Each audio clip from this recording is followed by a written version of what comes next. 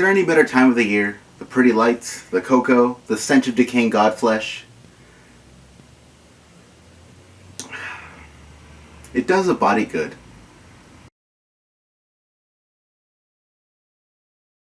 Hello, Internet! Welcome to Tales Showcase, where we had a lost and found, but it's definitely more of the former nowadays.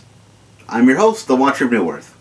Happy December, everyone! We're now on the home stretch of 2016, and arguably the best time of the year. The time of year where you celebrate some of the best holidays with all the people that you love. And your relatives. Now, while I don't have that much to offer in the way of holiday comics, I did decide to go through my collection and share with you, my good friends, some of the best comics I could find. Let's start December off with our old buddy Thor and his continuing adventures with the God Butcher. For those of you just joined this storyline, the God Butcher arc revolves around the titular villain tormenting Thor throughout history. Thor first became aware of Gorr the God Butcher in 893 AD when a severed head of a god washed up on the shore of a village he saved. Soon after he faced Gorr, but last issue ended in what I guess we'd call a tie. In the present, Thor is on the search for Gorr after finding a whole palace full of dead gods, and in the future, Thor is the last god in Asgard making a stand. Now with all that squared away, let's get things started with Thor, God of Thunder, number 3. The story opens with Thor arriving at Omnipotent City, the nexus of the gods. Here eternal treaties are signed, sacred covenants sworn that save the lives of millions. Here gods are married and tried. Here worlds are born and bartered. I'll take your Rigel 7, and in exchange I'll give you Saturn and Neptune. Here in the center of infinity is the heaven of heavens, a sight no mortal eyes will ever see. Meaning that they'll be blindfolded when they come to visit. Thor has come seeking knowledge on missing gods at the Halls of All-Knowing. The librarian takes him to the Hall of the Lost, where the immensity of it surprises Thor.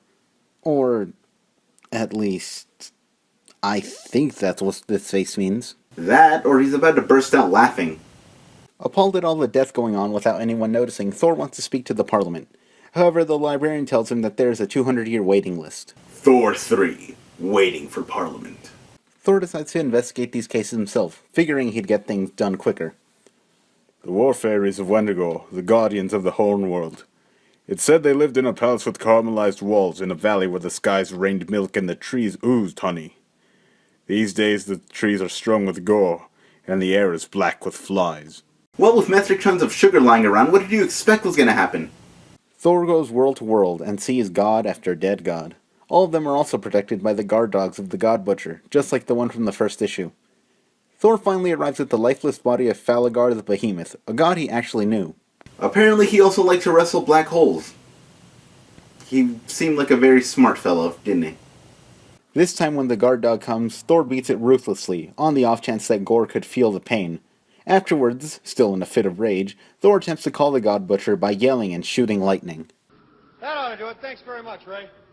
We cut back to the past where young Thor has awoken after his battle with the God Butcher from last issue. He's been found by the men he led there and cared for the last week. They tell him that they did not find Gorr, and Thor decides to search for him. Hours after he sets out, he comes across a barely alive god named Hinken. He tells Thor that the God Butcher awaits him in a nearby cave.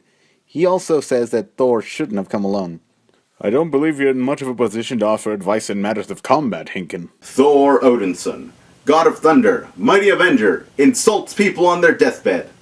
Thor carries on, but not before putting Hinken out of his pain. We cut back to the present where Thor has enlisted Iron Man's help in relocating the cave since Thor's search has gone nowhere. Stark comments on how terrified Thor looks, but doesn't argue when Thor sends him to warn the gods on Olympus. Before entering, Thor begins to reflect on the thousands of years he lived. He contemplates how he's forgotten most of his formative years, since even a god's memories deteriorate. But this cave I will remember till the end of time. This is where the God Butcher taught me fear. As opposed to that cave over there, where he taught me the alphabet. Thor enters the cave and decides to call Queen Freya to send out an alert to all Asgardians. The call is cut short when Thor sees something and charges at it. It then cuts to the past where we see young Thor enter the cave and quickly be overtaken by the Butcher. And then we cut to the future where old Thor is battling the Butcher's dogs and is also overtaken. Back in the present, Thor realizes that the creature he charged at was not Gorr. The creature does say, however, that he is hiding from the Butcher. And the comic ends with the creature telling Thor that all the gods dying right now are because of Thor. You know, the more I read this series, the more I realize Thor really sucks at saving people. Anyways, that was Thor, God of Thunder number 3, and like the previous 2 issues, it was pretty awesome. This issue furthers the plot much more than the previous issue, without sacrificing the character moments. We also get to see how much Thor has grown, from being an arrogant little snot to someone who warns his allies in case he doesn't come back. The God Butcher, despite not physically appearing, is also expanded upon, especially his power set as he is shown to be capable of taking out thousands of gods. As always, the art continues to be mind-blowing, being action-packed when it should be, and emotional when it needs to be. Once again, I can't recommend this series enough. Anyway, as always, thank you for joining me, and I'll see you next time. This is the Watcher of New Earth, signing off.